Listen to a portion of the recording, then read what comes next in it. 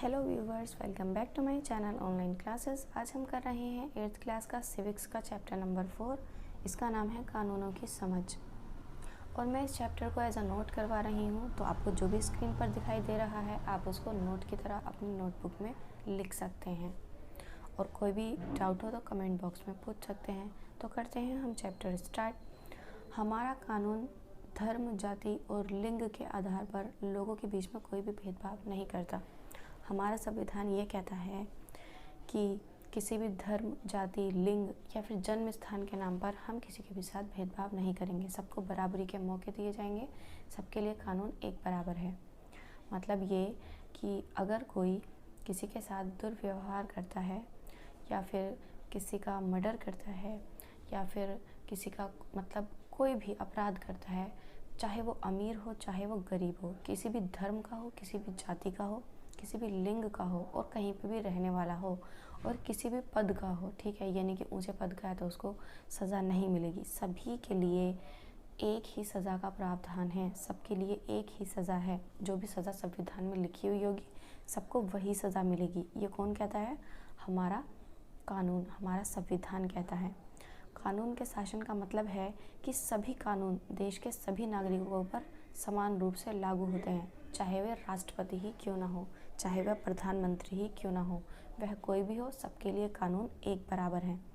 लेकिन पहले से ही हमारा संविधान ऐसा नहीं था। आपको पता है, अंग्रेज़ों के शासन में, औपनिवेशिक शासन में, जब वह हमारे देश पे राज करते थे अंग्रेज़, तब कानून ऐसे नहीं थे। अंग्रेज़ों के बहुत सारे मनमाने कानून थे ब्रिटिश सरकार के। वो अपने लिए तो अलग कानून बनाते थे और जो यहाँ पे रहने वाले लोग हैं हमारे लिए अलग कानून बनाते थे। और अंग्रेज़ों के शासन से पहले तो और भी ज़्यादा अलग कानून थे। उससे पहले जातियों के हिसाब से भी कानून बने हुए थे। मतलब मान लीजिए कोई ऊंची जाति है और कोई नीची जाति है। अगर ऊंची जाति वाले ने वही अपराध किया तो उसको सज़ा कम दी जाती थी और वही अपराध नीची जाति वाले ने किया तो उसको सज़ा ज़्यादा दी जाती थी। कई बार सज़ाएँ मौत भी दी जाती थी। तो इस तरीके से कानून पहले से ही अलग अलग रहे हैं। ये तो अभी हमारे संविधान ने इस तरीके के कानून किए हैं, पहले ऐसे नहीं थे। पहले भेदभाव होता था। एक ही अपराध के लिए अलग अलग जातियों के हिसाब से सज़ा भी अलग अलग दी जाती थी। औपनिवेशिक शासन में जाति के आधार पर भेदभाव की जगह कम हो गई थी, पर उसकी जगह रंग के भेदभाव ने ले ली थी। मतलब जब औपनिवेशिक शासन आया, औपनिवेशिक शासन है अंग्रेज़ों वाला शासन। जब कोई एक देश दूसरे देश पे कब्जा कर लेता है उसको बोलते हैं औपनिवेशिक शासन, ठीक है। तो उस टाइम क्या था, उस टाइम जातियों के आधार पर तो भेदभाव कम हो गया था, क्योंकि उनके लिए तो सारे इंडियंस एक ही जैसे थे। हाँ, लेकिन उस टाइम जो भेदभाव का आधार बन गया था वो बन गया था रंग। वो रंग के आधार पे बहुत भेदभाव करते थे। जैसे किसी का रंग काला है तो वो उसके साथ बहुत ज़्यादा जुल्म किया करते थे। अगर किसी का रंग गोरा है तो कई बार उसका पक्ष ले लिया करते थे। इस तरीके से वो मानते थे कि जो गोरा है वो हमारी तरफ है, वो हम में से है। तो वो रंग के आधार पर बहुत ज़्यादा घिन और भेदभाव किया करते थे। जैसे कि मैं बताती हूँ आपको, 1870 का जो राजद्रोह एक्ट है, ठीक है, 1870 का जो राजद्रोह एक्ट है, इस कानून में अगर कोई भी व्यक्ति, ये ब्रिटिश सरकार द्वारा बनाया गया ही कानून है, अगर इस कानून के हिसाब से कोई भी व्यक्ति ब्रिटिश सरकार का विरोध करता है या फिर उसकी आलोचना करता है, मतलब बुराई करता है, तो सरकार बिना मुकदमा चलाए और बिना उसे कोई वारंट वगैरह दिए उस व्यक्ति को गिरफ्तार कर सकती है और उसके ऊपर कोई मुकदमा भी नहीं चलाया जाएगा। मतलब वो जितनी मर्जी चाहे उसको जब तक के लिए जेल में सड़ा सकती है। अब आप सोचिए, ऐसे कानून से बचने के लिए कौन उनकी आलोचना करता? मतलब मन ही मन तो सब गालियाँ बकते होंगे, लेकिन सामने कोई आलोचना नहीं करता होगा, क्योंकि कानून ही उन्होंने इतना अजीब सा बनाया हुआ था। तो इस तरीके के कानून बनाते थे वो हमारे लिए। 19वीं सदी के आखिर तक भारत में कानूनी पेशा भी उभरने लगा था। मतलब बहुत सारे लोग ऐसे थे भारतीय जो ब्रिटिश सरकार के साथ काम किया करते थे। जैसे उस टाइम भी न्यायाधीश भी थे, वकील भी थे, पुलिस में भी थे, ठीक है, हर जगह काम किया करते थे। बस उनको थोड़ा सा दब के रहना पड़ता था। तो 19वीं सदी आते आते कानूनी पेशा उभरने लग गया था। वो सोचने लग गए थे कि हमारे लिए इतने ख़राब कानून क्यों बनाए गए हैं इन्होंने। सबके लिए सेम कानून क्यों नहीं बनाए गए। तो जो कानूनी पेशे में लगे हुए भारतीय लोग थे, उन्होंने मांग की कि औपनिवेशिक अदालतों में उन्हें सम्मान की नज़र से देखना चाहिए। हमें ऐसे बेकार नज़र से नहीं देखना है, हमें भी उतना ही सम्मान चाहिए जितना आप अपने आप को देते हैं। भारतीय जो जो भारतीय न्यायाधीश थे, न्यायाधीश आप समझते हैं ना, जजेस, जो भारतीय न्यायाधीश थे, उनके भी फैसले लेने से पहले वो ज़्यादातर भूमिका निभाने लग गए थे। मतलब जब वो देखते थे कि अदालत में कोई भारतीय है तो वो भी अपना फ़ैसला ज़रा ढंग से सुनाते थे, क्योंकि हमारे साथ बहुत ज़्यादा भेदभाव किया जाता था। तो वो भी सोचने लग गए, क्योंकि जब तक हम नहीं सोचेंगे तो कौन सोचेगा। वो तो सोचेंगे नहीं हमारे लिए। जो अंग्रेज़ थे, ब्रिटिश शासन क्यों सोचता, वो तो यहाँ पे आए ही थे लूटपाट करने के लिए। आज़ादी के बाद हमारा अपना संविधान बन गया, ठीक है। उसके बाद हमारा देश आज़ाद हो गया और हमने अपना खुद का संविधान बना लिया। हर साल नए कानून बनते हैं और पुराने कानूनों में संशोधन भी होते हैं। जैसे कि सन 2005 का एक कानून मैं बताती हूँ, सन 2005 के हिंदू उत्तराधिकारी संशोधन कानून। इस नए कानून के मुताबिक बेटे और बेटियाँ और उनकी माँ तीनों को परिवार की संपत्ति में बराबर हिस्सा मिल सकता है। ये 2005 का कानून था। उससे पहले ये था कि सिर्फ बेटों को ही हिस्सा मिलेगा, लेकिन 2005 का ये वाला कानून बन गया कि अगर बेटी और माँ दोनों ही अगर अपने हक के लिए अदालत में जाती हैं तो उनको भी हिस्सा मिल जाएगा, ठीक है।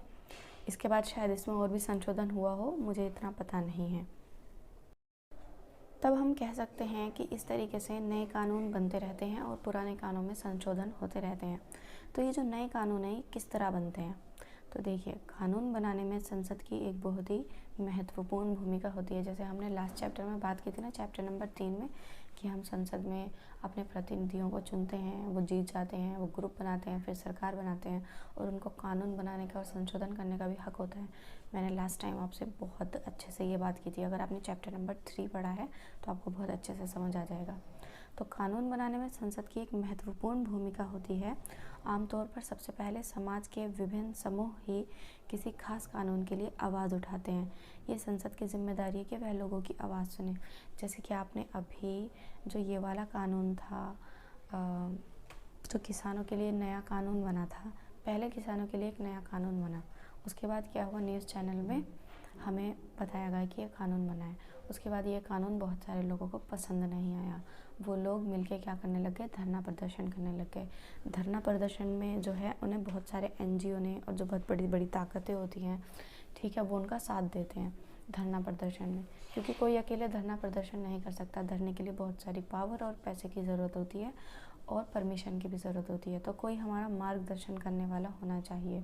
तो बहुत सारे एनजीओ वगैरह और ताकतें मिलकर धरना प्रदर्शन करवाती हैं। फिर वो धरना प्रदर्शन रोज़ होने लग गया। अब ये आवाज़ हमारे देश तक तो गई, लेकिन दूसरे देशों तक भी गई। दूसरे देश भी सवाल करने लगे कि आखिर आपके देश में इतने सारे लोग बैठ के धरना प्रदर्शन क्यों कर रहे हैं और आप इनकी आवाज़ क्यों नहीं सुनते। तो आखिर वह आवाज़ संसद को सुननी पड़ती है।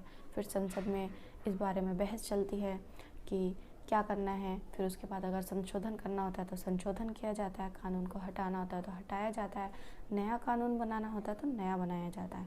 तो इस तरीके से कानून बनते हैं। मतलब कोई भी एनजीओ या कोई भी संस्था कानून के लिए मोर्चा और आंदोलन करने लगते हैं, मीडिया उसे देश विदेश में फैलाता है, विचार विमर्श होते हैं और अलग अलग संस्थाएँ उससे जुड़ती जाती हैं और फिर उसके बाद जो है वो कानून संसद में जाता है, मीटिंग होती है, वोटिंग होती है वगैरह वगैरह, और फिर वो कानून बनता है। तो कोई भी कानून बनने में या उसमें संशोधन होने में बहुत टाइम लगता है, ठीक है। और किसी भी एक इंसान के कहने से कोई भी कानून में संशोधन वगैरह नहीं किया जाता। बहुत सारे लोगों को ये काम मिल के करना पड़ता है, क्योंकि मान लीजिए करोड़ों लोगों को फ़ायदा हो रहा है और किसी एक को परेशानी हो रही है कानून से, तो उस कानून को हटाया थोड़ी जाएगा। अब हम बात करते हैं अलोकप्रिय और विवादास्पद कानून की। मतलब ऐसे कानून जो लोगों को पसंद नहीं आते और वो बिल्कुल अलोकप्रिय होते हैं या फिर उस कानून से कोई विवाद हो जाता है। जैसे कि कोई कानून ऐसे होते हैं जो एक धर्म को फ़ायदा पहुंचा रहे हैं और दूसरे धर्म को नुकसान पहुंचा रहे हैं, जबकि हमारा देश क्या कहता है कि धर्म के हिसाब से, जाति, रंग, इन सब के हिसाब से हमारा संविधान कोई भेदभाव नहीं करता।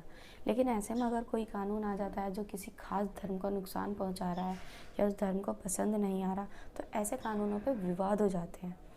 तो कई बार संसद ऐसे कानून पारित कर देती है जो बेहद बेकार साबित हो। कानून होने की वजह से वो लीगल होते हैं, तो लोग उसमें कुछ कर भी नहीं सकते।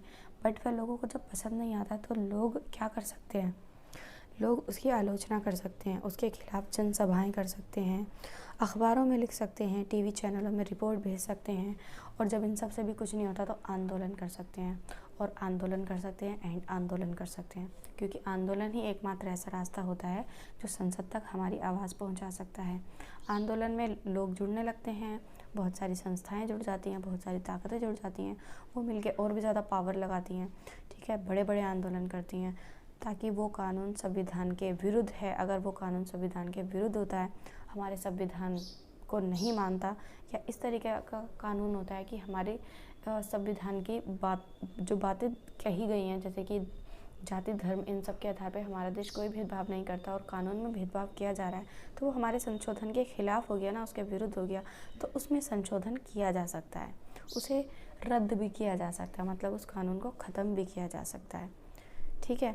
और यहाँ पे हाँ, मुझे एक वर्ड का मीनिंग और समझाना है। आलोचना का क्या मतलब होता है? आलोचना का मतलब होता है किसी व्यक्ति में, किसी संस्था में, किसी चीज़ में कमियां निकालना, उसे अस्वीकार कर देना, इसे आलोचना कहते हैं। और इसी के साथ आपका ये चैप्टर कंप्लीट हो जाता है। आई होप आपको वीडियो अच्छा लगा होगा। अगर आपको कोई भी क्वेश्चन पूछना है चैप्टर से रिलेटेड तो आप मुझसे कमेंट बॉक्स में पूछ सकते हैं। मिलते हैं नेक्स्ट वीडियो में। Bye guys.